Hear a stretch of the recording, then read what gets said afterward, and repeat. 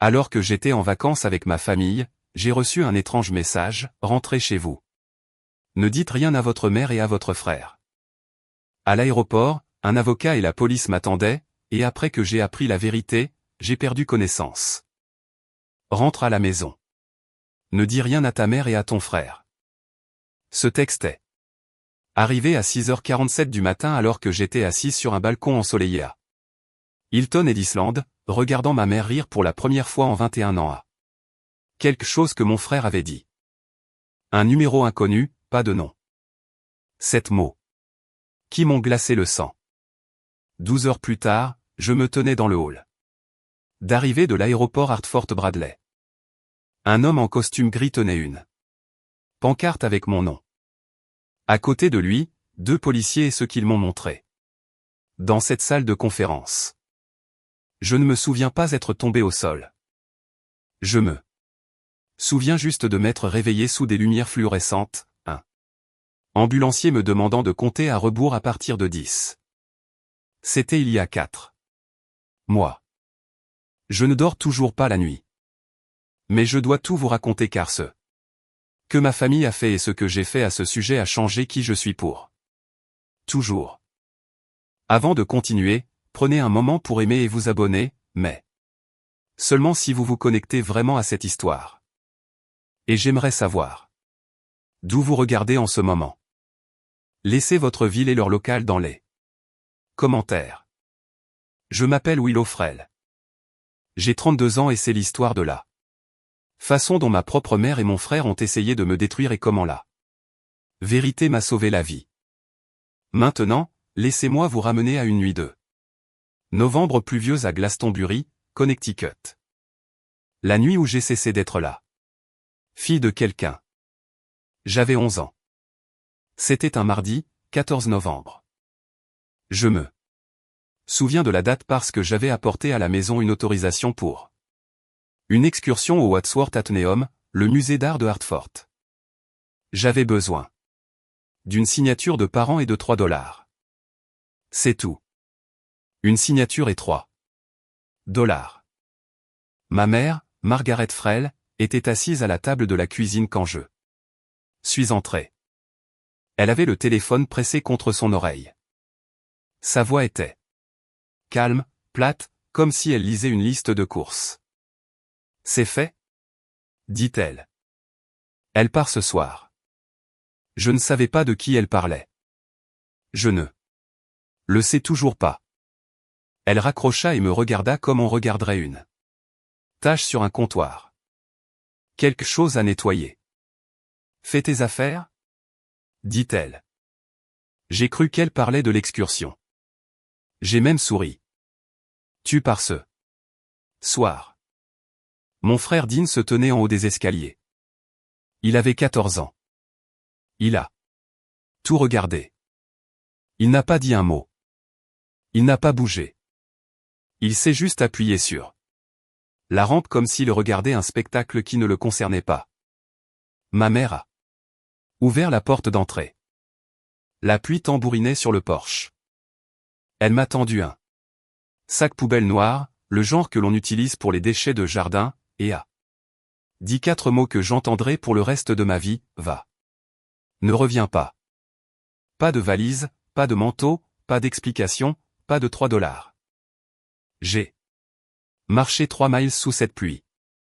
Mes baskets étaient pleines d'eau dès le deuxième pâté de maison. Le sac poubelle s'est déchiré au coin de Hebron Avenue. Et mon livre de bibliothèque est tombé dans une flaque d'eau. Je suis arrivé chez mon grand-père sur Hubbard Street à 21h.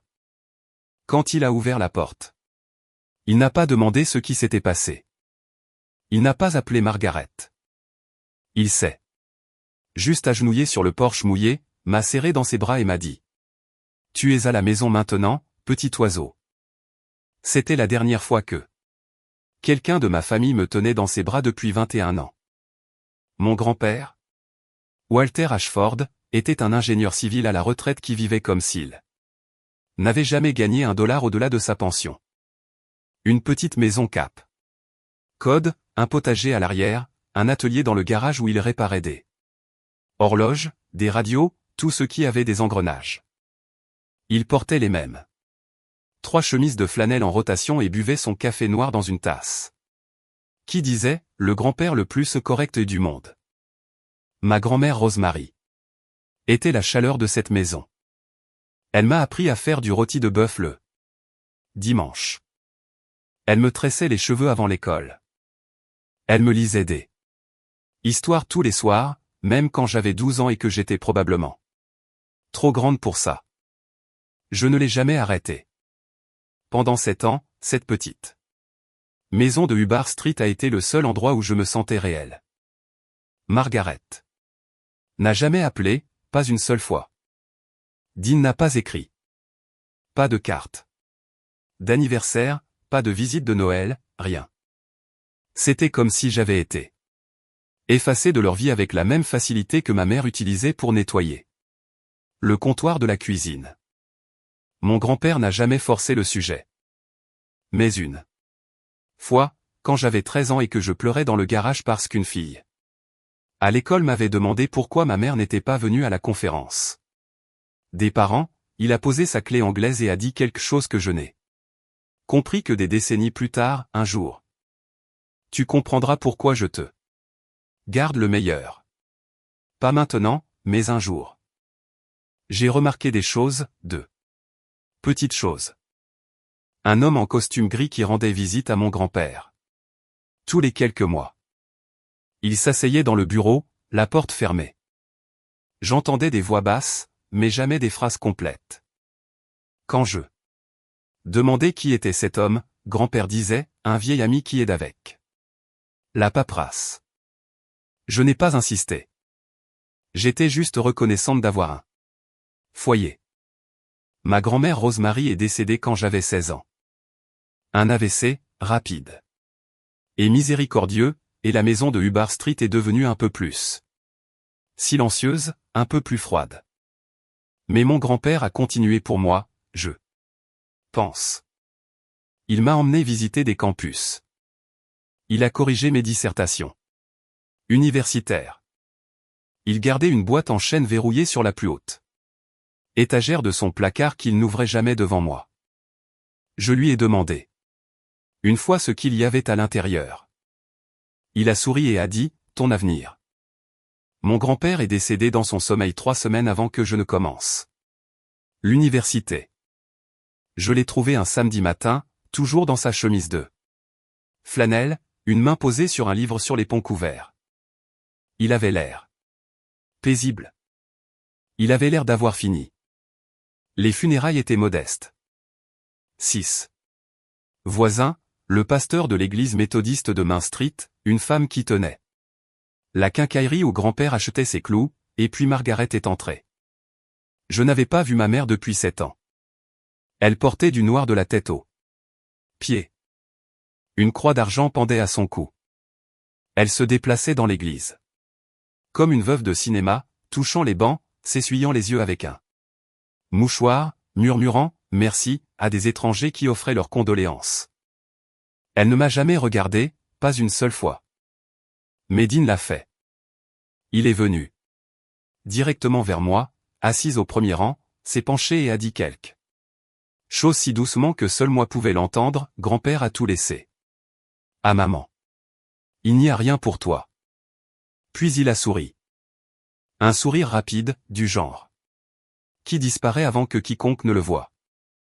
Après la cérémonie, un homme m'a abordé sur le parking. Costume gris. Je l'ai reconnu. L'homme qui rendait visite au bureau de grand-père. Mademoiselle Frêle, dit-il. Je m'appelle Thomas Mercé. J'ai été l'avocat de votre grand-père pendant 30 ans. Il tendit une enveloppe de couleur crème scellée à la cire, à l'ancienne, délibérée. Votre grand-père m'a demandé de vous la donner le moment venu. Il marqua une pause. Le moment n'est pas encore venu, mais gardez ma carte. J'ai pris la carte. J'ai pris l'enveloppe. J'ai mis les deux dans mon portefeuille et ne les ai plus touchés. Je suis rentré en bus à mon dortoir seul ce soir-là. Plus de famille, plus de filets de sécurité. 18 ans, avec une enveloppe scellée que. J'avais trop peur d'ouvrir et une carte de visite d'un homme en costume gris qui disait « Le moment n'est pas encore venu ». Je ne savais pas que ces deux morceaux de papier me sauveraient la vie 14 ans plus tard. J'ai payé mes études. Comme beaucoup de gens, bourse, petit boulot et nouilles ramen 5 soirs par semaine. J'ai étudié l'informatique à Yukon, j'ai obtenu mon diplôme avec mention et j'ai déménagé à San Francisco avec $600 et une valise cabine. Je n'appelais pas ça de l'ambition à l'époque. J'appelais ça ne pas avoir le choix. À 24 ans, je travaillais 80 heures par semaine dans une start-up à Soma. Écrivant du code pour une application à laquelle je ne croyais pas, déjeunant à mon bureau et dormant dans un studio de la taille d'une place de parking. Personne dans ma famille ne savait où j'étais. Personne n'a demandé. Mais quelque chose grandissait. Pas du ressentiment, un but. Je n'arrêtais pas de penser aux jeunes que j'avais rencontrés à l'université qui sortaient du système de placement familial sans rien, sans famille, sans conseil. Sans personne à appeler quand le propriétaire augmentait le loyer ou que la voiture tombait en panne ou que la solitude devenait si lourde qu'elle pressait sur leur poitrine. Comme du béton. Je connaissais ce sentiment. Je l'avais vécu. À 27 ans, j'ai créé Artine. C'était une plateforme simple. Mettre en relation les jeunes sortant du système avec des mentors bénévoles qui se montreraient. Pas de charité, de la présence, quelqu'un pour répondre au téléphone. À 30 ans, un fonds de capital risque y a cru suffisamment pour investir. La société était évaluée à 47 millions de dollars. Sur le papier, j'étais riche. En pratique, j'étais toujours la fille en basket marchant 3 miles sous la pluie. Ma seule véritable amie était Grace Kimble, une infirmière que j'avais rencontrée à la bibliothèque de Yukon en première année. Elle venait de Brockton, Massachusetts. Direct, têtu, le genre de personne qui vous dirait que votre coupe de cheveux est horrible avant de vous demander comment s'est passée votre journée. Grace savait tout de mon passé. Et elle avait une règle concernant ma famille. S'ils reviennent un jour, m'a-t-elle dit une fois devant un plat thaïlandais dans le mission, ce n'est pas parce que tu leur manques, c'est parce qu'ils ont besoin de quelque chose. Je la croyais la plupart du temps, mais il y a une différence entre croire quelque chose dans sa tête et le croire dans la partie de soi qui garde encore un sac poubelle au fond de son placard, juste au cas où.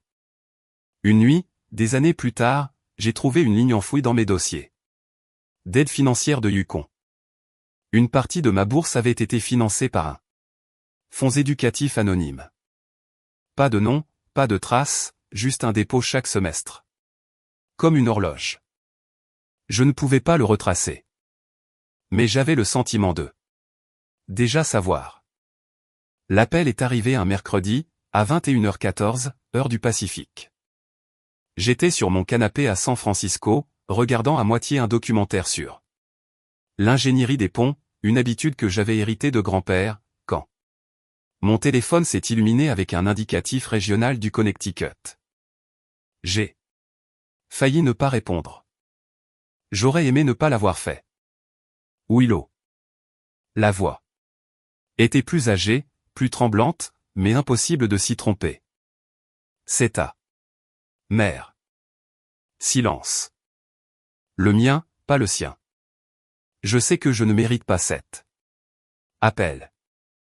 Elle m'a dit qu'elle avait été diagnostiquée avec un cancer à un stade précoce. Elle a dit qu'elle allait à l'église toutes les semaines. Elle a dit qu'elle avait changé. Elle a dit le mot « pardon » 4 fois en 2 minutes, et chaque fois cela sonnait plus répété que la précédente. Puis elle a dit la chose qui m'a brisé. Je veux que nous soyons ensemble, nous tous, avant qu'il ne soit trop tard. Des vacances. Hilton et l'Islande. En famille, elle a marqué une pause. Dean veut aussi s'excuser. J'ai dit, non, elle a pleuré. J'ai raccroché et j'ai appelé Grace. La carte du cancer, a dit Grace. Manipulation classique. N'y va pas. Je n'ai pas dormi pendant 3 nuits. J'ai fixé le plafond et je me suis disputé avec moi-même comme seule une personne qui a été abandonnée peut le faire, moitié logique, moitié 7. Petite voix désespérée qui chuchote encore, peut-être que cette fois, ce sera différent. La 3e nuit, j'ai pris la photo encadrée sur ma table de chevet. Moi et grand-père assis sur son porche l'été de mes 15 ans. Il souriait. Comme s'il savait quelque chose que j'ignorais. Il aurait voulu que j'essaie. J'en étais sûr. J'ai rappelé Margaret. Je viendrai. 3 jours, pas 5. Je réserve mon propre vol et ma propre chambre. Elle a accepté tout. Instantanément. Pas de résistance, pas de négociation. Cela aurait dû être mon premier avertissement. 20 minutes plus tard, un SMS d'un numéro inconnu. Sois prudente. 2 mots, pas de nom. J'ai cru que c'était du spam. Je l'ai supprimé. C'était mon 2e avertissement. Et je l'ai complètement manqué. Hilton est fin septembre et le genre de beauté qui semble emprunter, comme si elle ne pouvait pas durer. Mousse espagnole, air salin, lumière du soleil. Couchant qui transforme tout en une peinture oubliée par son auteur. J'ai atterri à Savannah et j'ai roulé 45 minutes jusqu'au complexe, une propriété en bord de mer, service de voiturier, le genre d'endroit qui met des orchidées dans le hall et facture $12 le jus d'orange. Dean l'avait réservé. Je n'ai pas demandé avec l'argent de qui. Margaret m'attendait dans le hall. Elle paraissait plus petite que dans mes souvenirs, plus mince. Ses cheveux étaient devenus argentés aux tempes et elle portait un cardigan bleu pâle qui la faisait ressembler à une institutrice du dimanche. Quand elle m'a vu, elle a ouvert les bras et a commencé à pleurer avant même que je ne l'atteigne. Tu es si belle, a-t-elle dit sur mon épaule. Tu ressembles à ta grand-mère. Dean se tenait derrière elle, plus grand maintenant, plus large. Une chemise en lin repassée, une montre en cuir, un sourire de qualité salon. Il a tendu la main. Comme si nous nous rencontrions à une conférence d'affaires. Salut Sis, ça fait longtemps. Il a présenté sa petite amie, Amber Jennings, 28 ans. Cheveux blonds, dents droites, rire rapide. Elle m'a serré la main avec les 2 siennes. Et a dit, j'ai tellement entendu parler de toi, d'une voix qui sonnait comme du service clientèle. Le dîner de cette première nuit était presque normal. Presque. Margaret a parlé de son groupe d'église. Dean a parlé de sa carrière immobilière. Amber riait à toutes les blagues de Dean. Personne n'a mentionné les 21 années, mais j'ai remarqué des choses. Dean a demandé 2 fois ce que je faisais dans la vie. Puis il a demandé si j'étais locataire ou propriétaire. Puis, es-tu à l'aise financièrement? Je veux dire, la famille devrait prendre soin l'un de l'autre. J'ai donné des réponses vagues, souri. Mangé mon poisson, et quand je suis rentré dans ma chambre, j'ai vérifié mon téléphone. Un nouveau SMS de ce même numéro inconnu, ton frère a déjà demandé de l'argent? Cette fois, je ne l'ai pas supprimé. J'ai fait une capture d'écran. Le lendemain matin, Margaret a suggéré des photos de famille. Sur la plage. Quelque chose dont on se souviendra, a-t-elle dit. J'ai accepté. Quel mal des photos pouvaient-elles faire? Beaucoup, il s'avère. Quand votre mère les utilise comme une scène. Elle a interpellé un employé du complexe pour prendre les photos. Et pendant que la jeune femme ajustait l'angle, Margaret s'est penchée et a dit assez fort pour que tout le monde à proximité entende, ma fille est revenue vers moi après des années de fuite. Elle a toujours été la plus têtue. Fugueuse, comme si j'étais parti de mon plein gré, comme si je n'avais pas été poussé dehors à 11 ans avec un sac poubelle sous la pluie. Je ne l'ai pas corrigée. Je me suis tenu là dans le sable, le bras autour d'une femme qui avait réécrit mon enfance pour un public d'étrangers, et j'ai souri à l'appareil photo. La voix baissa d'un demi-ton. Écoute, je vais être honnête.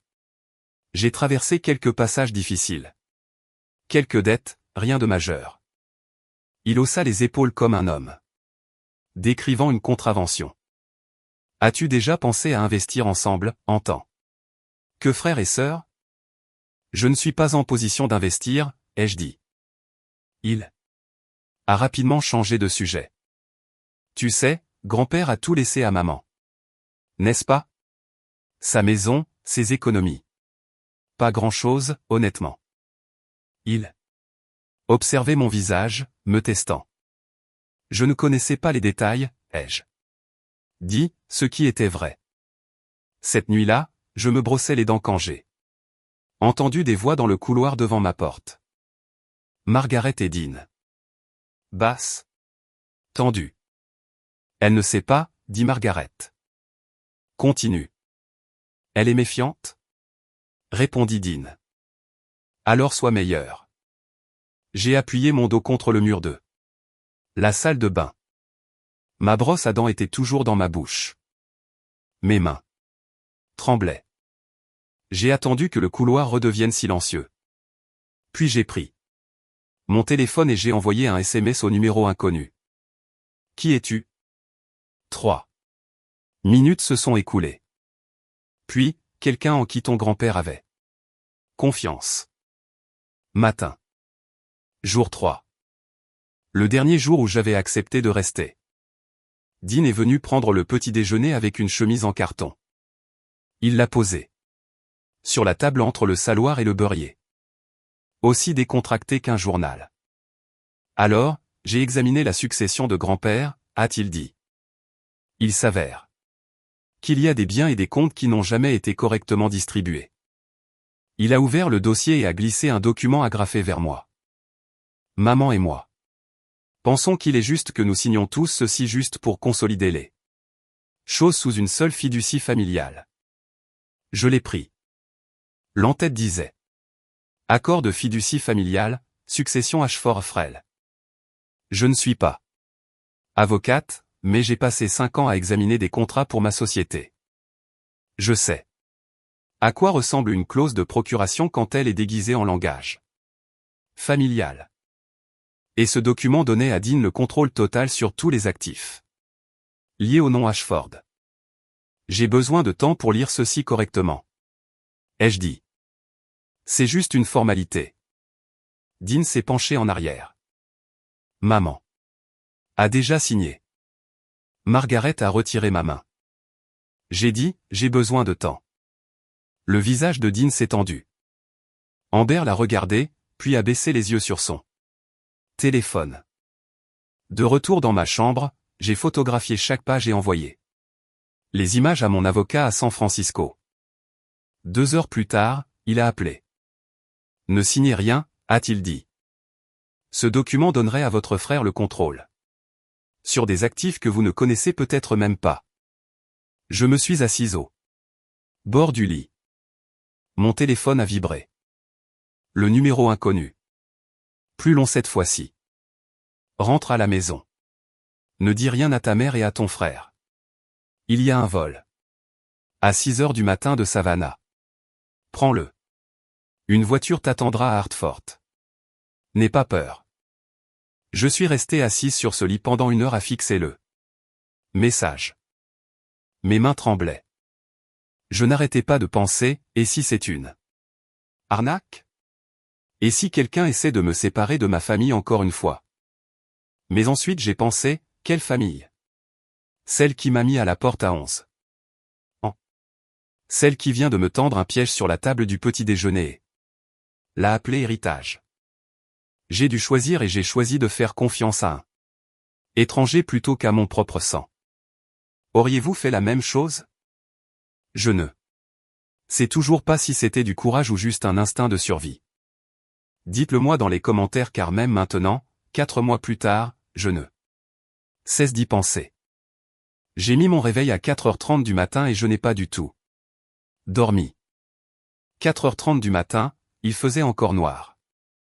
Le couloir du complexe sentait le chlore et l'hibiscus. J'ai attrapé mon bagage à main. Je ne déballe jamais complètement mes affaires dans les endroits où je pourrais avoir à partir, et j'ai pris l'escalier de service jusqu'au rez-de-chaussée. Pas de départ, pas de mots. J'ai commandé un Uber depuis le parking et j'ai regardé le complexe rétrécir dans le rétroviseur alors que nous nous engagions sur l'autoroute 278. La conductrice était une institutrice à la retraite nommée Donna. Elle m'a demandé si je rentrais chez moi. J'ai dit oui. C'était la chose la plus vraie que j'avais dite en 3 jours. À l'aéroport international de Savannah Hilton Head, je me suis enregistré pour le vol de 6h du matin pour Hartford.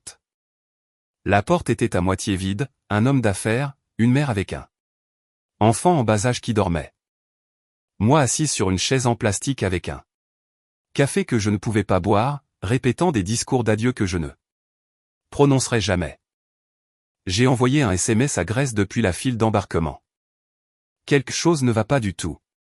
Je pars. Je t'appellerai quand j'atterrirai. Grace, bénie soit-elle. Dieu merci. L'avion a décollé à 6h05. J'ai regardé le littoral s'incliner et s'éloigner. L'île, le complexe, la famille en laquelle j'avais cru pendant 72 heures stupides et pleines d'espoir. Mon téléphone a vibré à 7h30. Dean, où es-tu? Maman est morte d'inquiétude. Puis Margaret. Willow, s'il te plaît, ne me fais pas ça encore une fois. Puis Dean, 1 minute plus tard, nous devons parler de la fiducie. C'est important. 3 messages en 10 minutes. Inquiétude, culpabilité, puis pression.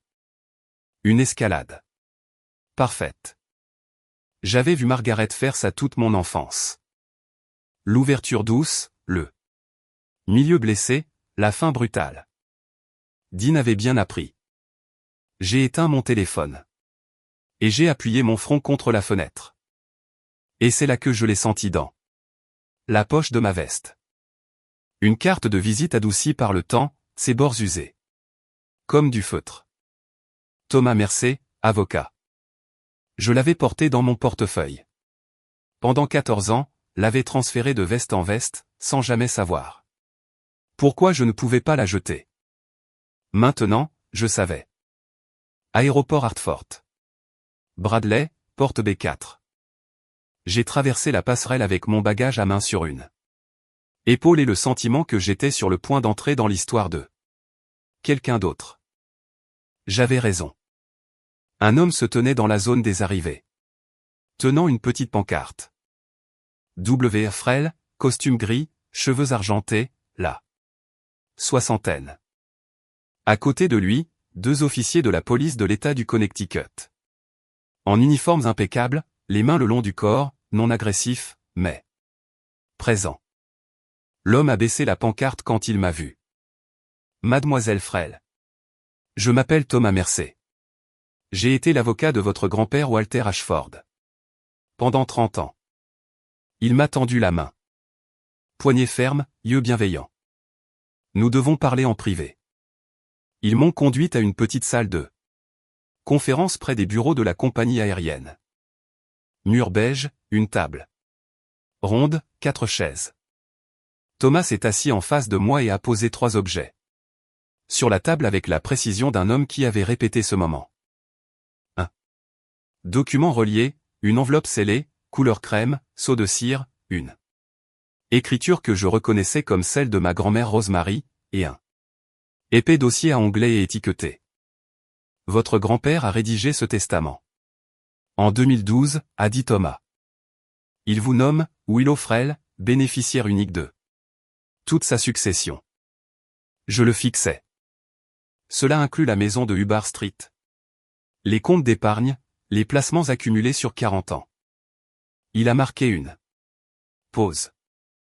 La valeur estimée est de 2,8 millions de dollars. La pièce a basculé. Je me suis accroché à la table.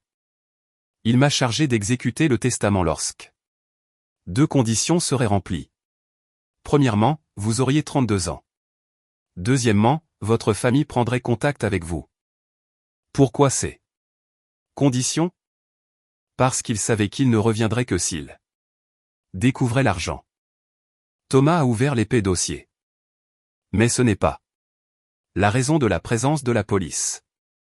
Il a étalé une série de captures d'écran imprimés sur la table, des messages textes entre Dean et un contact, enregistrés sous le nom de V. Le premier disait, elle est là. Chambre 412. Si elle ne signe pas d'ici jeudi, on passe au plan B. La réponse, le plan B coûte le double. La réponse de Dean, peu importe le prix. Thomas a présenté la femme assise tranquillement au bout de la table.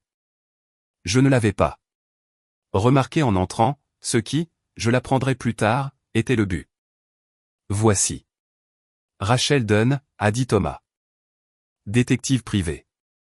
Je l'ai engagée il y a 6 semaines, le jour où votre mère vous a appelé. Rachel était menue, la quarantaine, cheveux bruns courts, pas de bijoux, un visage qui ne laissait rien transparaître. Elle a ouvert un ordinateur portable et l'a tourné vers moi. Votre frère doit 340 000 $, a-t-elle dit. Principalement des jeux d'argent en ligne. Ses créanciers ne sont pas patients. Elle a cliqué sur une chronologie. Dean avait découvert le testament 6 mois plus tôt en s'introduisant dans la maison vacante de Hubbard Street et en y trouvant une ébauche dans le bureau de grand-père. Il en a parlé à votre mère. Ensemble, ils ont élaboré le plan de vacances. La voix de Rachel était clinique, précise. Première étape, renouer le contact. Deuxième étape, vous faire signer le document de fiducie familiale, transférant le contrôle à Dean. Troisième étape. Elle a affiché un nouvel ensemble de messages. Dean avait, un homme nommé Victor avec un casier judiciaire pour voies de fait graves et extorsion. Si elle ne signe pas, on passe au plan B. C'est quoi le plan B? Faire passer ça pour un accident. Elle ne connaît personne ici. Balcon, piscine, tout. Ce qui est propre. Je l'ai lu 3 fois. Les mots n'ont pas changé. Votre frère organisait votre meurtre, a dit Rachel. Puis elle m'a montré le message que je ne pouvais pas quitter des yeux. Dean à Margaret. Horodaté 2 jours avant le voyage. Elle ne signe pas. Nous aurons peut-être besoin du plan de secours. La réponse de Margaret, fais ce que tu as à faire. Laisse-moi en dehors de ça. Ma propre mère. 8 mots. Aucune hésitation. Je me suis levé. J'ai dit, excusez-moi.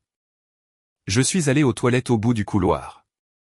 J'ai fermé la porte à clé et j'ai pleuré comme je n'avais pas pleuré depuis mes 11 ans.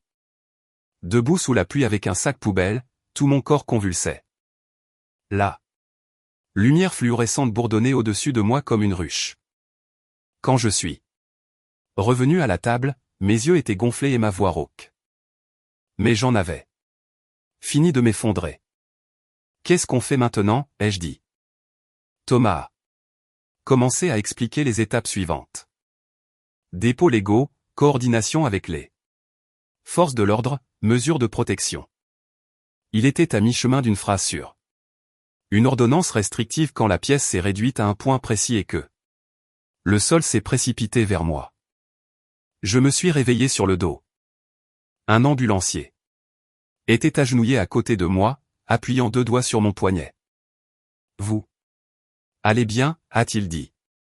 Votre tension artérielle a chuté. Pouvez-vous compter à rebours à partir de 10? J'ai compté. J'ai fixé les dalles du plafond. J'ai pensé à grand-père ouvrant la porte sous la pluie, s'agenouillant sur le porche mouillé, ne posant pas de questions. Il savait que cela arriverait. Peut-être pas les détails, pas Victor, pas le balcon, pas la piscine, mais il en connaissait la forme. Il savait de quoi Margaret et Dean étaient capables, et il a passé ces dernières années à construire un mur entre eux et moi. Thomas s'est assis sur la chaise à côté de moi, patient comme une horloge. Il m'a tendu un verre d'eau en carton. Prenez votre temps, a-t-il dit. Mais ne prenez pas trop de temps. Votre frère ne sait pas encore que vous êtes parti. Je me suis assise, j'ai bu l'eau, j'ai stabilisé ma voix. Je ne veux pas de vengeance, ai-je dit. Je veux que la vérité soit mise sur la table. Toute la vérité. Thomas a hoché la tête comme s'il attendait exactement ces mots. Puis il a tendu la main dans sa mallette et a posé l'enveloppe. Scellé, crème, seau de cire, l'écriture de ma grand-mère, la même qu'il m'avait donnée aux funérailles de grand-père 14 ans plus tôt. Vous ne l'avez jamais ouverte, a-t-il dit. Je ne l'avais pas fait. Je l'avais transportée à travers 6 appartements, 4 villes et une carrière entière. Elle avait voyagé dans des poches de veste et des boîtes à chaussures, et au fond des classeurs. Je l'avais touchée 100 fois et n'avais jamais brisé le seau. Ouvrez-la quand vous serez prête, a dit Thomas. Votre grand-mère, Rosemary, l'a écrite la semaine avant de décéder. J'ai glissé l'enveloppe dans mon sac. Pas encore, mais bientôt. D'abord, j'avais un frère à arrêter. Thomas a réservé une chambre d'hôtel à Hartford.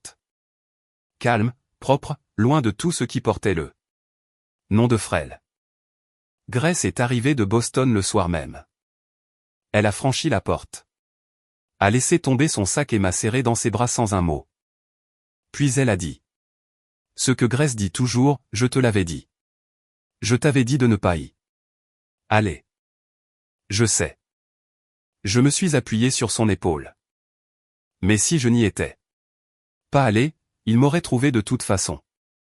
Elle n'a pas argumenté. Elle savait que j'avais raison. Pendant que Grace commandait le service en chambre, je ne pouvais pas manger. La machine des conséquences avançait à toute vitesse à 2 États de là. La police de l'État du Connecticut avait coordonné avec les forces de l'ordre de la Caroline du Sud. Le plan était clair. Arrêter Victoran.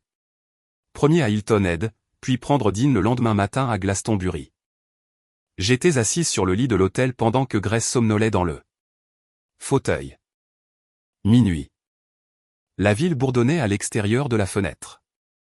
J'ai sorti l'enveloppe de mon sac. La cire s'est brisée comme un murmure.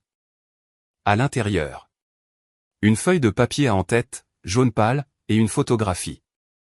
L'écriture de Rosemary était soignée, délibérée, le genre de calligraphie qu'on enseignait dans les écoles qui n'existent plus.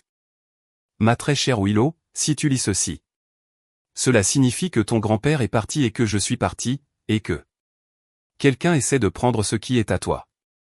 Je suis désolé de ne pas avoir pu te protéger de mon vivant.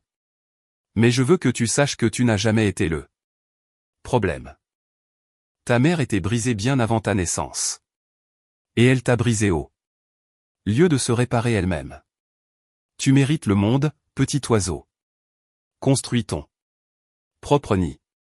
Grand-mère R, la photographie. Moi à 5 ans, assise sur les genoux de Rosemary. Nous rions toutes les deux à quelque chose hors cadre. Au dos, au crayon, 4 mots, tu es toujours suffisante. Grace s'est réveillée. M'a trouvée assise en tailleur sur le sol, tenant la photo, les larmes coulant. Silencieusement et proprement. Elle n'a pas demandé.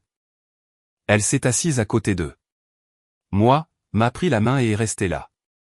À 1h47 du matin, mon téléphone s'est allumé. Thomas, Victor a été arrêté. Il coopère. Votre frère sera arrêté. À 7h demain matin. J'ai posé le téléphone et j'ai regardé la photographie. Une dernière fois. 5 ans. Riant. Suffisante. 7 heures précises. 2 voitures banalisées se sont arrêtées devant la maison de Margaret à Glastonbury. Dean était à la table de la cuisine en train de prendre son petit déjeuner quand ils ont frappé. Il a ouvert la porte en pantalon de survêtement. Les agents lui ont lucé droit pendant que Margaret hurlait depuis le porche, en peignoir, s'agrippant à la rampe comme si la maison coulait. Je connais ces détails parce que Rachel Dunn m'a envoyé un bref rapport cet après-midi-là. Clair, factuel. Sans commentaire. C'était la manière de Rachel. L'appel de Margaret est arrivé 40 minutes après l'arrestation. Que as-tu fait? Elle hyperventilait. Ils ont pris ton frère. Il n'a rien fait. Il a engagé quelqu'un pour me tuer, maman. Silence assez long pour entendre une horloge tic-tac quelque part. Dans sa maison. C'est ridicule. Dean ne ferait jamais ça. Tu inventes tout ça. Pour te venger de nous. La police a les messages. Tous. J'ai laissé cela s'installer. Y compris les tiens. Quel message? Je l'ai lu à partir de la capture d'écran de mon téléphone, mot pour mot, fais ce que tu as à faire. Laisse-moi en dehors de ça. C'était toi. 10 secondes de rien, puis. Plus doucement, c'était à propos des documents de fiducie, pas de te faire du mal. C'est au juge de décider. J'ai raccroché, posé le téléphone face contre terre sur la table de chevet, et ne l'ai pas repris pendant 6 heures. Au cours des jours suivants, les pièces se sont mises en place. Dean a été placé en détention sans caution. La nature de l'accusation, plus la coopération de Victor, faisait de lui un risque de fuite. Amber Jennings a disparu. Elle a quitté le complexe le matin de l'arrestation de Dean, a annulé son numéro de téléphone, n'a laissé aucune adresse de réexpédition. Thomas a appelé ce soir-là. Nous devons avancer sur la demande d'héritage. La propriété de votre grand-père à Glastonbury est vide depuis 14 ans. Il a marqué une pause. Il a laissé des instructions sur ce qu'il fallait en faire. Margaret, quant à elle, avait déjà engagé un avocat. Dans les 24 heures, son avocat a déposé une motion pour invalider le testament, affirmant que grand-père Walter avait manqué de capacité testamentaire lorsqu'il l'avait signé. La lutte pour la vérité ne faisait que commencer. Margaret avait toujours été meilleure en narration qu'en vérité. Dans les 48 heures suivant l'arrestation de Dean, elle s'est transformée, de mère complice en victime en deuil. Elle a posté sur la page Facebook de son groupe d'église, celle avec 900 membres et une liste de prières. Partagée, ma fille essaie de voler l'héritage de son grand-père et de mettre mon fils innocent en prison. Priez s'il vous plaît pour notre famille. Ça a marché. Mon téléphone a commencé à sonner. Des numéros que je n'avais pas vus depuis 20 ans. Certains appelants étaient polis, prudents même. D'autres non. Une femme du groupe d'études bibliques de Margaret a laissé un message vocal me traitant d'ingrate. Un homme dont je ne reconnaissais pas le nom a dit que je devrais avoir honte de ce que je faisais à ma pauvre mère. Je n'ai répondu à aucun d'eux. Il était inutile de combattre une histoire qui courait depuis 21 ans. Mais alors un appel est venu de quelqu'un que je n'attendais pas. Willow? C'est Patricia Boyd. J'habitais à 3 maisons de votre mère sur Sunset Terrace. Je me souvenais à peine d'elle, une femme grande avec des gants de jardinage qui saluait depuis son allée. Votre mère a dit à tout le monde que vous vous étiez enfui à 11 ans parce que vous étiez une enfant difficile. Madame Boyd a dit, sa voix était calme mais mince. Je l'ai cru pendant 20 ans. Elle a marqué une pause. Mais la semaine dernière, j'ai vu le rapport de police. Quel rapport de police? La nuit de votre départ. Un voisin. Moi en fait, a appelé la police parce que j'ai vu une enfant marcher seule sous la pluie avec un sac poubelle. Un officier est allé chez votre mère. Elle lui a dit que vous étiez parti volontairement chez des proches. Ils ont classé L'affaire. Un rapport de police déposé la nuit où j'ai été chassé. Margaret avait menti à l'officier et l'affaire avait simplement disparu. Je n'en savais rien. Je vous appelle parce que je vous dois des excuses. Madame Boyd a dit. J'aurais dû faire un suivi. J'aurais dû chercher plus attentivement. Je ne l'ai pas fait. Thomas a confirmé plus tard que grand-père Walter avait conservé une copie de ce rapport de police. Il se trouvait dans le dossier, à côté du testament. Il en avait été informé depuis le début. Et puis Thomas m'a dit quelque chose qui m'a brisé à nouveau. Votre grand-père a tenté d'obtenir votre garde légale à plusieurs reprises. Margaret a menacé de l'accuser d'abus. S'il ne reculait pas, il a choisi de vous protéger dans l'ombre à la place. Mon grand-père s'était battu pour moi et ma mère avait utilisé un mensonge comme une arme chargée pour l'arrêter. Je n'ai pas riposté sur les réseaux sociaux. Je n'ai pas posté de réfutation. Je n'ai pas appelé les amis d'église de Margaret pour plaider ma cause. Au lieu de cela, j'ai fait ce que grand-père m'avait appris. J'ai construit quelque chose. Thomas a déposé la requête en validation du testament auprès du tribunal des successions de Hartford. L'audience a été fixée à 2 semaines. L'avocat de Margaret avait déjà soumis l'argument de la diminution des capacités, affirmant que grand-père Walter était mentalement inapte lorsqu'il avait signé. C'était une tactique courante, a dit Thomas, et presque toujours perdante lorsque le signataire avait une évaluation psychiatrique claire dans son dossier, ce qui était le cas de grand-père Walter. Daté de 2 semaines avant la signature du testament, effectué par le docteur Alan Fielding. Un psychiatre certifié toujours en exercice à New Haven. Compétence totale confirmée. Mais Thomas avait plus. Il est arrivé à l'hôtel un après-midi. Avec une boîte en bois, en chêne, avec un vieux loquet en laiton. Je l'ai reconnu instantanément. La boîte de l'étagère supérieure de grand-père. Celle qu'il n'avait jamais ouverte devant moi. La maison de votre grand-père est scellée depuis sa mort, a dit Thomas. Cela se trouvait dans le placard de la chambre principale. Il a laissé des instructions pour que je vous la donne lorsque le processus légal commencerait. Je l'ai ouverte. À l'intérieur, 7 cahiers reliés en cuir, l'écriture de grand-père Walter, un journal intime. Couvrant 7 ans, de l'année où j'ai emménagé à l'année de sa mort.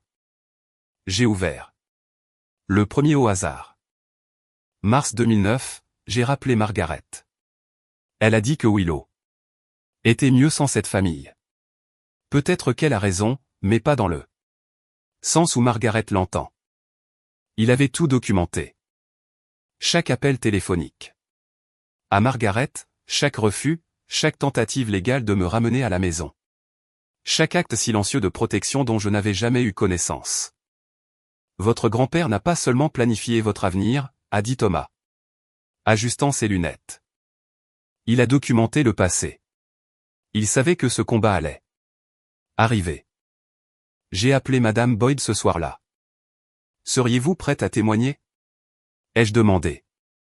Sur ce que vous avez vu cette nuit-là? Sur Margaret disant à la police que j'étais allé chez des proches. Oui, a-t-elle dit sans hésitation. J'aurais dû le faire il y a 21 ans. Pendant ce temps, Grace m'a aidé à entrer en contact avec une organisation à but non lucratif spécialisée dans le logement de transition pour les jeunes sortant du système de placement familial. La maison de grand-père sur Hubbard Street était vide depuis 14 ans. Son testament contenait une note spécifique concernant la propriété. Pas une clause, pas une condition, juste une ligne dans les marges de sa propre écriture. Pour les enfants qui ont besoin d'une porte ouverte. Je commençais à voir l'image complète maintenant. Mon grand-père ne m'avait pas seulement sauvé, il avait conçu un plan pour la suite.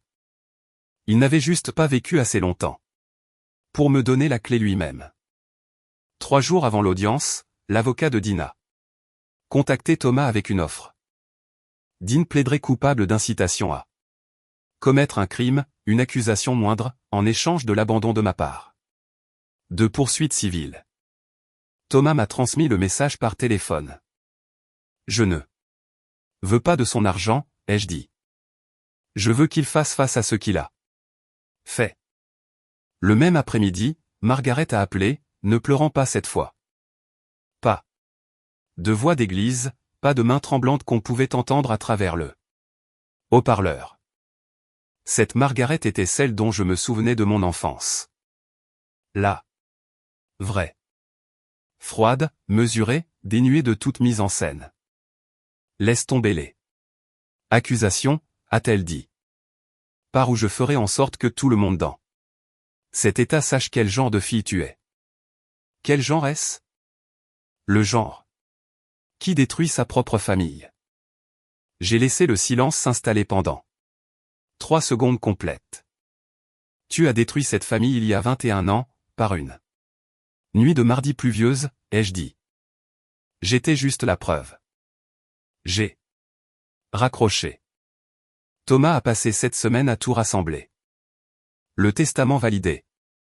L'évaluation psychiatrique, le rapport de police de 2003, les journaux de Walter, les messages textes entre Dean et Victor, les messages textes entre Dean et Margaret, la déclaration sous serment de Madame Boyd, le rapport d'enquête de Rachel Dunn. La salle d'audience sera pleine, m'a prévenu Thomas. Les amis d'église de Margaret, des voisins, la presse locale pourrait se présenter. Bien, ai-je dit. La vérité fonctionne mieux au grand jour. Cette nuit-là, seul à l'hôtel, je suis retourné à la boîte en chêne. J'avais lu la plupart des journaux, mais tout au fond, sous le dernier cahier, j'ai trouvé quelque chose que je n'avais pas remarqué auparavant. Un livret d'épargne, un fonds pour l'éducation universitaire, le nom sur le compte. Willow Frel. Ouvert le jour de ma naissance. La dernière entrée était un dépôt. Daté de 3 mois avant la mort de grand-père. Et sur la dernière page, de son écriture soignée d'ingénieur, pour le nid que tu construiras toi-même. Assise là, tenant ce livret d'épargne à mon nom, un nom que mon grand-père avait écrit le jour de ma naissance, j'ai réalisé quelque chose. Il ne m'a jamais oublié. Pas un seul jour. Même quand je pensais être complètement seul au monde, quelqu'un construisait discrètement un sol sous moi pour que je ne tombe pas. Je me demande, avez-vous déjà découvert des années plus tard que quelqu'un vous aimait en silence? Que la chance que vous pensiez avoir était en fait le plan invisible et minutieux de quelqu'un pour vous garder en sécurité? Si c'est le cas, j'aimerais en entendre parler dans les commentaires. Je pense que nous ne disons pas ces choses assez souvent. J'ai fermé la boîte, réglé mon réveil et préparé mes vêtements pour le tribunal. Demain, la vérité aurait une salle pleine de témoins. Tribunal des successions de Hartford, salle d'audience 3B, 9h15 un mardi matin. La salle était pleine. Les amis d'église de Margaret remplissaient un côté, un groupe de femmes en chemisier modeste, serrant leur sac à main, chuchotant. De l'autre côté, Madame Boyd dans une robe bleu marine, graisse, solide comme un mur. 2 reporters du Hartford Courant avec des carnets ouverts, un dessinateur de croquis, et dispersés dans la salle des voisins de Glastonbury qui étaient venus parce que les petites villes vivent d'histoire, et celle-ci était la plus grande depuis des décennies. Margaret était assise à la table des défendeurs, robe noire, croix d'argent, un mouchoir froissé dans sa main droite. Son avocat, un homme mince aux lunettes sans monture, feuilletait des papiers avec une confiance qui se dissoudrait en moins d'une heure. L'audience s'est ouverte. L'avocat de Margaret a présenté l'argument de la diminution des capacités. Il a décrit Walter Ashford comme âgé, isolé, possiblement influencé par son avocat. Il a dit le mot « confus » 3 fois. Thomas s'est levé. Il a placé l'évaluation psychiatrique sur le banc du juge. Signé, daté, sans ambiguïté, pleine compétence cognitive confirmée par le docteur Alan Fielding 2 semaines avant l'exécution du testament. Puis il a ouvert le journal. Il a lu à haute voix l'entrée du 14 novembre 2003. La nuit où j'ai été chassé. L'écriture de grand-père. Les mots de grand-père. Margaret a appelé à 21h. A dit qu'elle avait mis Willow dehors. L'enfant a marché 3 miles. Sous la pluie jusqu'à ma porte. Elle avait 11 ans. Elle tremblait. J'ai rappelé. Margaret. Elle a dit, gardez-la. Je n'en veux pas, la salle d'audience est devenue silencieuse. Pas le silence de l'église, le silence de la tombe. Margaret s'est levée d'un bond. C'est un mensonge. Il a inventé ça. Asseyez-vous, madame, a dit le juge. Thomas a appelé madame Boyd à la barre. Elle a marché lentement, les mains jointes. Elle a décrit la nuit, la pluie. L'enfant, le sac poubelle, l'appel au 911. Elle a décrit l'officier à l'encher. Margaret. Elle a décrit ce que Margaret lui a dit. Elle a dit que sa fille était partie chez sa famille. Madame Boyd a dit, volontairement. Elle a regardé directement Margaret. C'était un mensonge. J'ai vu cette petite fille marcher dans la rue, trempée. Il n'y avait rien de volontaire là-dedans. Une des femmes de l'église à l'arrière a posé son sac à main et ne l'a plus repris. Pendant la pause de 15 minutes, Margaret a traversé l'allée et m'a attrapé le poignet. Sa prise était ferme. Ses yeux étaient secs maintenant. Plus de performance. Tu me tues, a-t-elle murmuré. C'est ce que tu veux. J'ai baissé les yeux sur sa main posée sur mon bras. Je l'ai retiré doucement, doigt par doigt, et j'ai croisé son regard. Non, je veux juste que la vérité ait une voix. Le juge est revenu. La pièce s'est réorganisée dans le silence.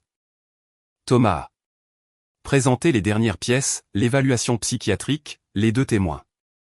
Signataires, le docteur Alan Fielding et Martha Bowen, la bibliothécaire de la ville. Tous deux encore en vie, tous deux prêts à confirmer la chaîne de garde de 20 ans que Thomas avait maintenu sur chaque document, propre, ininterrompu, hermétique. Le juge a examiné le dossier pendant 8 minutes qui ont semblé 80. Puis il a parlé, le tribunal déclare le testament de Walter H. Ashford valide et dûment exécuté. La requérante, Willow Frel, est reconnue comme la seule bénéficiaire désignée. La tête de Margaret est tombée. Pas de manière dramatique, pas comme elle avait simulé le deuil aux funérailles. C'était réel. Ses épaules se sont affaissées. Son avocat lui a posé la main sur le bras, et elle l'a repoussé. Personne des bancs de l'église ne s'est approché pour la réconforter. Thomas n'avait pas fini. Il a informé la cour que des preuves relatives à une affaire criminelle connexe, la conspiration impliquant Dean Frel, étaient versées au dossier public et transmises à la division criminelle. Il a présenté les messages textes. Tous. Dean à Victor, fait en sorte que ça paraisse naturel. Elle ne connaît personne ici. Victor à Dean, le plan B coûte le double. Dean à Margaret, elle ne signe pas. Nous aurons peut-être besoin du plan de secours. Et Margaret en 8 mots qui ont résonné dans cette salle d'audience comme un coup de feu, fais ce que tu as à faire. Laisse-moi. En dehors de ça.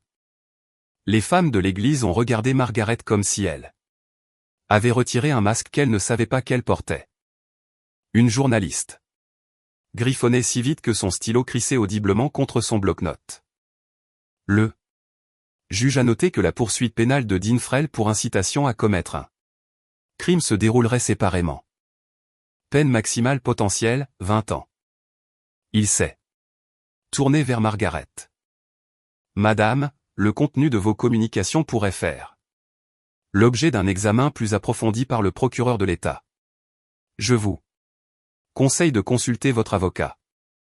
Margaret n'a pas bougé. Elle est restée parfaitement immobile, fixant la table comme si le monde avait continué sans elle, et qu'elle le remarquait seulement maintenant. Je me suis levé, je suis passé devant elle, sans regarder. Tu as gagné, m'a-t-elle dit dans le dos. Doucement, dépouillée. Contente maintenant? Je me suis arrêté. Je ne me suis pas retourné. Il ne s'agissait jamais de gagner. J'ai continué à marcher.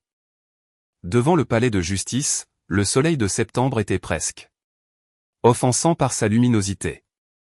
Le monde n'avait pas cessé. Le trafic bourdonnait. Un homme de l'autre côté de la rue mangeait un hot-dog. Une journaliste du Current m'a approché sur les marches.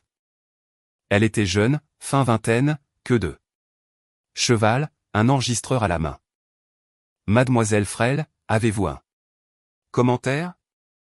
J'avais réfléchi à ce moment depuis la nuit où j'avais ouvert la lettre de Rosemary, non pas en répétant, mais en décidant ce que l'on dit quand le pire de sa vie devient un document public. On dit ce qui compte ensuite. Mon grand-père Walter Ashford a passé sa vie à construire des choses, ai-je dit. Il a construit des maisons. Il a construit des futurs. Et même après son départ, il a construit le mien. La journaliste a attendu. Sa maison à Glastonbury est vide depuis 14 ans. Je la transforme en foyer de transition pour les jeunes sortant du système de placement familial. C'est ce qu'il voulait. Il l'a écrit. Comment s'appellera-t-il? Le nid Ashford. J'ai marqué une pause parce que ma grand-mère m'avait dit un jour, construis ton propre nid. Derrière moi, j'ai entendu Madame Boyd faire un bruit. Une petite inspiration. Qui s'est transformée en sanglot qu'elle a retenu avec sa main. La journaliste a posé la question que je savais venir. Et votre mère? C'est une affaire privée. Lui pardonnez-vous? 3 secondes de silence. Je les ai laissés passer. Le pardon est un processus, ai-je dit. Mais les limites sont une décision. J'ai pris la mienne. Grace se tenait à quelques pas derrière moi. Les bras croisés, souriant à la manière de Grace, plus avec sa mâchoire qu'avec sa bouche. Elle a hoché la tête une fois. Thomas m'a serré la main sur la dernière marche. Votre grand-père serait fier. Je sais, ai-je dit. Alors que la journaliste s'éloignait, Madame Boyd m'a touché le bras. Je veux faire du bénévolat au nid Ashford, a-t-elle dit. Ses yeux étaient rouges. Je vous dois 21 ans. Puis elle a ajouté doucement, il y a 3 autres voisins qui ont vu des choses à l'époque. Nous avions tous trop peur de votre mère pour parler. Elle a redressé ses épaules. Plus maintenant. Une semaine après l'audience, Margaret a demandé un rendez-vous. Elle est passée par Thomas. J'avais bloqué son numéro le jour du procès. J'ai accepté. Un lieu public neutre, un café de Main Street à Glastonbury appelé Bean and Spoke. Grace est venue et s'est assise à une table un peu plus loin, faisant semblant de lire un magazine qu'elle tenait à l'envers. Margaret est arrivée sans maquillage, sans croix, sans costume. Elle ressemblait à une femme qui n'avait pas dormi depuis une semaine, ce qui était probablement le cas. Elle avait vieilli de 10 ans en 7 jours. Elle s'est assise en face de moi et a joint les mains. Je suis désolée. A-t-elle dit. Pour quelle partie? Elle a cligné des yeux. Pour tout. Cela. Ce n'est pas assez précis pour que je l'accepte. Margaret a commencé à pleurer doucement cette fois. Pas d'audience, pas de performance.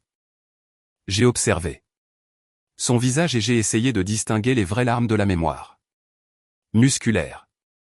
Je n'y suis pas parvenu. Et pour la première fois de ma vie, j'ai réalisé que cela n'avait pas d'importance. Je ne porterai pas plainte contre vous séparément, ai-je dit. Ce n'est pas de la miséricorde. C'est juste que ça ne vaut pas mon énergie. Mais voici ce qui va se passer. Elle a levé les yeux. Vous ne me contacterez pas. Vous ne visiterez pas le nid Ashford. Vous ne parlerez pas de moi publiquement. Si vous le faites, Thomas a tout ce qu'il faut pour poursuivre des accusations de conspiration. J'ai gardé ma voix plate, stable, comme on lirait les termes d'un bail. Ce n'est pas une négociation. Je suis ta mère. Vous l'étiez, ai-je dit. Vous avez choisi de ne pas l'être, et j'ai accepté cela. Je me suis levé, j'ai posé $8 sur la table, mon café et le sien, j'ai pris ma veste. Willow? J'ai marché jusqu'à la porte. Je n'ai pas regardé en arrière. Dehors, l'air d'octobre m'a frappé le visage comme de l'eau froide. Grace m'a rattrapé sur le trottoir. Ça va? Non, ai-je dit, mais ça ira. Nous avons marché jusqu'à la voiture en silence. Derrière nous, à travers la fenêtre de Béant and Spoke, Margaret Frel était assise seule à une table pour deux, les deux cafés intacts, fixant le vide. Le procès pénal a eu lieu 3 mois plus tard. L'avocat de Dean lui a conseillé d'accepter le plaidé coupable. Les preuves étaient accablantes, et Victor, l'homme que Dean avait engagé, coopérait pleinement en échange d'une peine réduite. Il n'y avait plus d'angle à jouer. Dean a plaidé coupable d'incitation à commettre un crime. Le juge l'a condamné à 8 ans, avec possibilité de libération conditionnelle après 5 ans. Victor a reçu 12 ans. J'étais dans la salle d'audience quand Dean s'est levé pour la sentence. Il portait une combinaison de prison et l'expression que j'avais vue chez des hommes dans des documentaires. Non pas du remords, juste la lente reconnaissance que leur histoire ne se terminerait pas comme ils l'avaient prévu.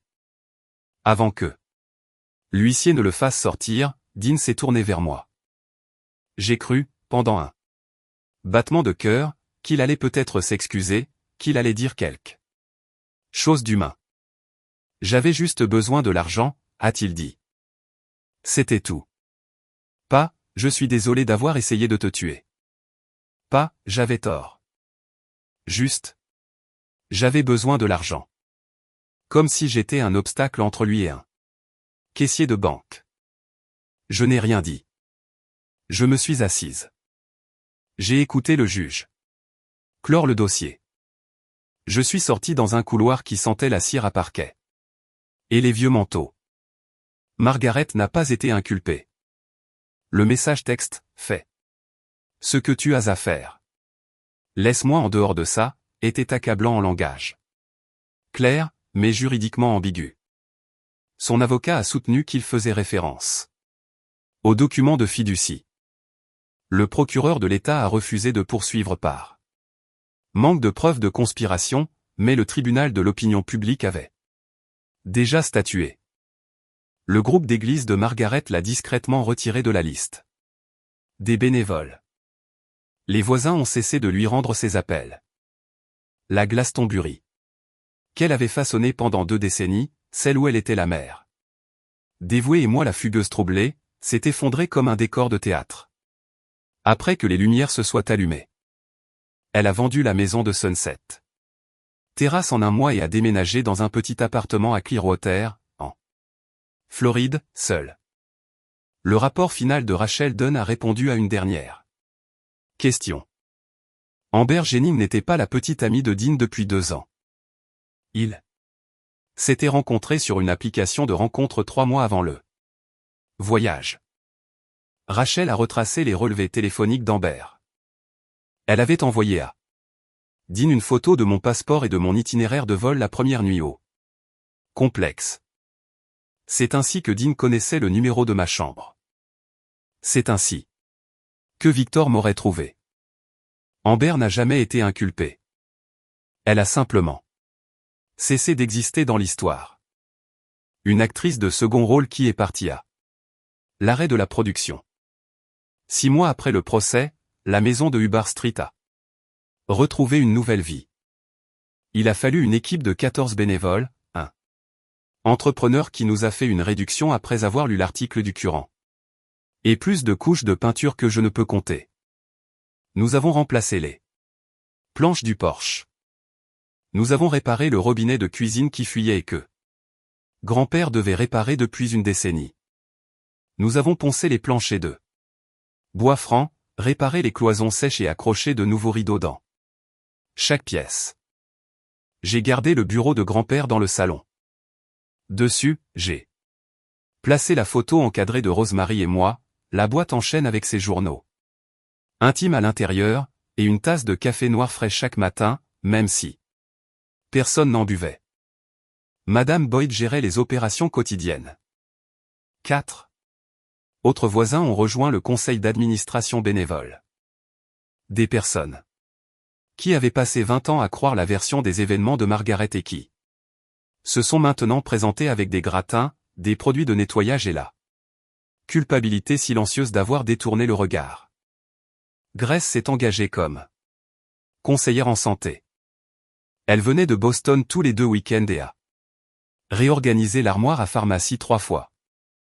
Ma société, Artin, a établi un partenariat en tant que bras technologique, connectant chaque résident à un mentor vérifié via notre plateforme de jumelage.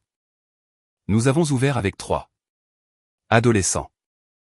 La cérémonie était petite, sans presse, sans coupe de ruban, juste moi debout dans le salon où mon grand-père lisait le journal, disant à 3 jeunes la seule chose que je savais être vraie, cette maison appartient à un homme qui croyait aux secondes chances. Il m'en a donné une. Maintenant, elle est à vous. Une fille nommée Lily, 16 ans, cheveux courts, bras croisés serrés contre sa poitrine comme si elle se retenait, a levé la main. Votre famille vous a aussi chassé? Oui, ai-je dit. Et vous vous en êtes sorti? J'y ai réfléchi, non pour le drame, mais parce que je voulais lui donner une réponse honnête. Je suis devenu honnête, ai-je dit. C'est mieux que d'aller bien. Lily a légèrement décroisé ses bras, mais je l'ai remarqué. C'est arrivé un dimanche. Je rangeais les dernières affaires du placard de grand-père, l'étagère derrière la boîte en chêne, où de vieilles boîtes à chaussures et des dossiers fiscaux étaient empilés depuis l'administration Clinton. Au fond de la pile, j'ai trouvé une enveloppe en papier craft, épaisse, lourde, scellée avec du ruban adhésif transparent et étiquetée de l'écriture de grand-père, pour Willow, quand elle sera prête. À l'intérieur, 17 documents. Chacun une requête en tutelle d'un enfant mineur, moi, déposée auprès de la Cour supérieure du Connecticut. La première était datée de juin 2003, 7 mois après mon arrivée à sa porte. La dernière datait de 2012, 2 ans avant ça. Mort. 17 requêtes, 17 refus. Chacune avait été contestée par Margaret. Ces objections étaient constantes, Walter Ashford est âgé. Walter Ashford étant déclin de santé. Walter Ashford ne peut pas offrir un environnement familial stable. Les mêmes mensonges copiés-collés année après année, estampillés. Classés par une femme qui n'avait pas mis les pieds dans la maison de son père. Depuis qu'elle avait jeté sa propre fille dehors. Je me suis assise sur le sol. Du placard, les requêtes éventaillent autour de moi comme un jeu de cartes. Effondré. 17 fois il était allé au tribunal pour moi. 17 fois ma mère avait claqué la porte. Et il ne me l'a jamais dit, pas une seule fois. Thomas l'a confirmé ce soir-là par téléphone. Il ne voulait pas que vous portiez ce fardeau pendant que vous construisiez votre vie, a-t-il dit. Et ce sont ces mots, laissez-la penser qu'elle est libre. Elle se battra plus fort. Mais il y avait une chose de plus. Agrafée à la 9e requête, celle de 2005, se trouvait une déclaration sous serment signée par quelqu'un à qui je n'avais pas pensé depuis plus de 20 ans. Mon père, Robert Frel, l'homme qui est parti quand j'avais 4 ans et n'a jamais regardé en arrière. Il avait signé un document soutenant la demande de garde de grand-père Walter. Une page, une signature. Puis le silence à nouveau. Pas de suivi, pas d'appel téléphonique, pas de contact. Je ne sais pas ce que cela signifie. Je n'ai pas décidé si cela changeait quoi que ce soit. Mais pour la première fois depuis que j'étais une petite fille, j'ai pensé à mon père comme à autre chose qu'une absence. J'ai trouvé une lettre sous les requêtes, la dernière que grand-père m'ait jamais écrite. Non datée, non signée, comme s'il l'avait commencé, posé la plume, et ne l'avait jamais reprise. Je t'ai manqué 17 fois au tribunal, mais je ne te manquerai pas dans mon acte final. Tout ce que j'ai est à toi. Utilise-le pour construire ce que je n'ai pas pu, une maison que personne ne pourra t'enlever. J'ai pressé la lettre contre ma poitrine, fermé les yeux et me suis permis de pleurer pour la dernière fois dans cette histoire. 3 mois après l'ouverture du nid Ashford, Madame Boyd m'a appelé un mercredi après-midi. Votre mère est dehors, a-t-elle dit. Elle est juste debout sur le trottoir d'en face, regardant la maison. Je suis sorti par la porte d'entrée. Margaret était sur le trottoir d'en face, vêtue d'un manteau beige et de chaussures plates. Sans maquillage, sans croix. Elle ressemblait à une femme retournant dans un endroit qui avait avancé sans elle, ce qu'elle était exactement. Elle m'a vu et n'a pas fait signe. Elle est juste restée là comme si elle attendait la permission d'exister. Il te l'a donnée, a-t-elle dit. La maison entière. Il l'a donnée aux enfants qui en ont besoin. J'ai grandi dans cette maison et j'ai été chassé de la tienne. Je suis resté de mon côté de la rue. Elle est restée du sien. Nous avons toutes les deux des souvenirs. La différence est ce que nous en faisons. Le vent a poussé un amas de feuilles sèches entre nous. Quelque part à l'intérieur, j'entendais Lily aider un nouveau résident à trouver la salle de bain. Puis j'entrai, a dit Margaret. Juste une fois. Je suis resté immobile pendant 5 secondes. J'ai pensé à la pluie, au sac poubelle, à l'appel téléphonique. Gardez-la. Je n'en veux pas. Les 17 requêtes, le message à Dean. J'ai pensé à toutes les pièces de ma vie dont Margaret m'avait soit exclue, soit essayé de forcer l'entrée. Non, ai-je dit. C'est leur espace sûr, pas le vôtre. Elle a hoché la tête. Pas de manière dramatique, pas avec des larmes, juste un petit mouvement fatigué de la tête, le genre que l'on fait quand le médecin vous donne le résultat que vous attendiez déjà. Elle s'est retournée et a marché lentement le long de Hubbard Street, les mains dans les poches. Elle n'a pas regardé en arrière. Je l'ai regardée jusqu'à ce qu'elle tourne au coin et disparaisse. Lily est apparue derrière moi dans l'embrasure de la porte. Qui était-ce? J'ai regardé le trottoir vide où ma mère avait été. Quelqu'un qui a perdu quelque chose qu'elle ne peut pas récupérer. Je suis entré et j'ai fermé la porte. 1 an plus tard et la maison de Hubbard Street n'est jamais silencieuse. Il y a toujours quelqu'un qui réchauffe des restes à des heures indues. Quelqu'un qui joue de la musique trop fort dans la chambre à l'étage. Quelqu'un assis à la table de la cuisine avec un manuel ouvert et un air qui dit « Je pourrais bien y arriver ». Ce n'est pas ordonné. Ce n'est pas cinématographique. C'est le genre de beauté qui vient avec des éraflures sur les plaintes et une roue des tâches ménagères que personne ne suit parfaitement. 14. Adolescents sont passés par le nid Ashford. Si ont emménagé dans leur propre appartement. 2 sont en collège communautaire. 1 a obtenu une bourse complète pour Central Connecticut State. Les autres sont toujours là, toujours en train de comprendre, toujours en train d'apprendre qu'un endroit sur ne signifie pas un endroit parfait. Artin a dépassé les 3000 jumelages de mentor le trimestre dernier. Je partage mon temps entre San Francisco et Glastonbury. 2 côtes, 2 vies, un seul but. J'ai commencé une thérapie au printemps. Je sais. La femme qui a construit une entreprise de 47 millions de dollars depuis une chambre d'étudiant ne savait pas qu'elle avait besoin d'un thérapeute.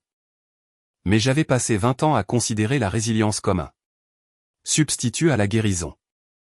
Ma thérapeute, une femme calme nommée Dr Tran, qui boit du thé aux herbes et ne me laisse jamais dévier, m'a aidé à comprendre que survivre n'est pas la même chose que d'aller bien. Être forte ne signifie pas être intacte, a-t-elle dit lors de notre 3e séance. Cela signifie guérir à voix haute. Je travaille là-dessus. Grace se rend à Glastonbury tous les 2 week-ends. Maintenant, nous cuisinons dans la cuisine de grand-père en utilisant les recettes de Rosemary, son rôti de bœuf, son pain de maïs, son coblé aux pêches qui ne réussit jamais parfaitement, mais qui a le goût de la maison quand même. J'ai accroché une nouvelle photo sur le réfrigérateur. Pas Margaret, pas Dean. C'est moi, Grace, Madame Boyd, Thomas, Lily, et les enfants. Du Ashford entassé sur le porche. Tout le monde en plein rire. C'est le genre de photo de famille que personne n'a planifié. C'est ma chose préférée. Thomas a appelé un mardi. J'ai quelque chose pour vous. Pouvez-vous passer au bureau? Il ne m'avait jamais demandé de venir en personne auparavant. Tout depuis le procès avait été des appels téléphoniques et des signatures électroniques. Alors j'ai conduit jusqu'à son bureau dans le centre-ville de Hartford, un appartement au 2e étage au-dessus d'une sandwicherie, ce qui semblait parfaitement approprié pour un homme qui avait passé 30 ans à tenir ses promesses sans avoir besoin d'un bureau d'angle pour le faire. Il se tenait près de la fenêtre quand je suis entré. Sur son bureau, une seule enveloppe, couleur crème, sans seau de cire cette fois, juste mon nom de l'écriture de grand-père. Légèrement plus incertaine que la dernière lettre que j'avais lue. Votre grand-père a laissé une dernière lettre, a dit Thomas. Il a donné des instructions strictes.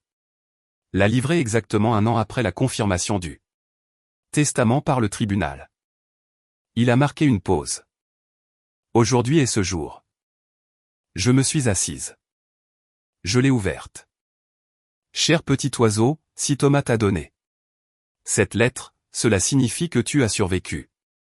Je savais que tu le ferais. Je suis désolé de ne pas avoir pu être là pour le voir. Je suis désolé de ne pas avoir pu me battre plus fort. Mais j'espère que tu sais. Chaque jour où tu as vécu par toi-même, tu as prouvé que l'amour n'est pas une question de sang. C'est une question de choix. Tu as choisi de continuer. Tu as choisi d'être gentil quand le monde t'a donné toutes les raisons de ne pas l'être.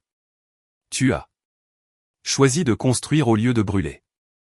Je te laisse tout non pas parce que tu en as besoin, mais parce que tu l'utiliseras bien. Ne sois pas en colère contre ta mère pour toujours.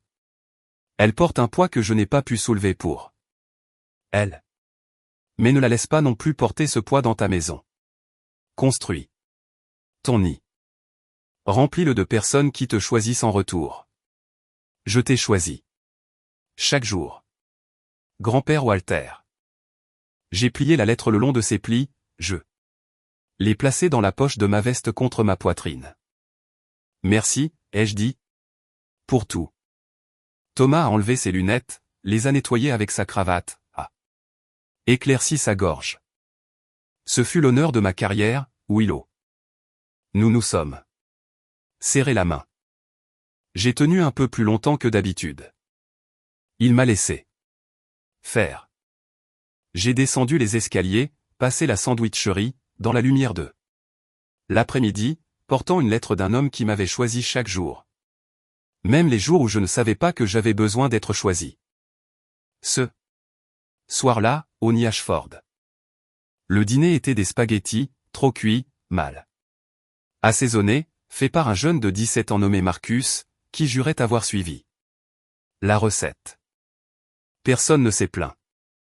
2 enfants se sont disputés à propos du basketball. Lily a volé du pain à l'ail dans l'assiette de quelqu'un. Madame Boyd a dit à tout le monde d'utiliser des serviettes. Après le nettoyage, Lily m'a trouvé dans le couloir avec son ordinateur portable. Pouvez-vous m'aider? Avec ma dissertation pour l'université? Quel est ton sujet? Elle a haussé les épaules, a regardé le sol, puis moi. Les gens qui m'ont sauvé. Je me suis assise sur le banc à côté d'elle. Écris sur la personne qui t'a sauvé toi-même. C'est une meilleure dissertation. Elle n'a rien dit pendant une seconde. Puis elle a ouvert l'ordinateur portable et a commencé à taper. Plus tard, je me suis assise sur le porche. Le porche de grand-père, le même endroit où il buvait son café noir dans sa tasse, grand-père le plus correct du monde, et salué Madame Boyd de l'autre côté de la rue. J'ai regardé Hubbard Street, la même route que j'avais empruntée sous la pluie il y a 21 ans. Sac. Poubelle sur l'épaule, basket pleine d'eau. La même route que Margaret avait empruntée il y a 3 mois, les mains dans les poches, sans regarder en arrière. La même route que grand-père m'avait portée la nuit de mon arrivée à sa porte. La route n'avait pas changé, mais moi oui. J'ai sorti mon téléphone. La photo de Rosemary et moi, 5 ans, riant. Toujours riant. Au dos, au crayon, tu étais toujours suffisante. J'ai rangé mon téléphone, me suis penché en arrière. J'ai respiré l'air froid de Glastonbury. Au-dessus de moi, les étoiles ont fait ce qu'elles font toujours. Elles sont apparues sans qu'on le leur demande. C'est mon histoire. Ce n'est pas joli. Ce n'est pas noué d'un ruban. Mon frère est en prison. Ma mère vit seule en Floride. Je ne les déteste ni l'un ni l'autre, mais je ne leur ouvre pas ma porte non plus. Voici ce que j'ai appris, et je ne dis pas cela comme un conseil. Je le dis comme quelqu'un qui a marché 3 miles sous la pluie à 11 ans et a passé les 2 décennies suivantes à essayer de comprendre pourquoi. Vous ne devez pas de loyauté à des personnes qui confondent le contrôle avec l'amour. Vous ne devez pas de pardon selon le calendrier de quelqu'un d'autre. Et vous ne devez absolument pas votre silence pour protéger des personnes qui ne vous protégeraient pas. Si vous êtes dans une famille qui vous fait vous sentir petit, qui vous fait douter de votre valeur, laissez-moi vous le dire aussi clairement que possible, partir n'est pas une trahison. Les limites ne sont pas de la cruauté. Et construire une vie qu'ils n'ont pas planifiée pour vous n'est pas une vengeance. C'est une question de survie. Mon grand-père a frappé à la même porte 17 fois pour moi. 17 requêtes, 17 refus. Il n'a jamais arrêté. Si personne n'a encore frappé à la vôtre, considérez ceci comme mon coup. Construisez votre nid. Merci d'être resté jusqu'à la fin. Si cette histoire a touché quelque chose de réel en vous, cliquez sur le bouton j'aime et partagez-la avec quelqu'un qui a besoin de l'entendre aujourd'hui.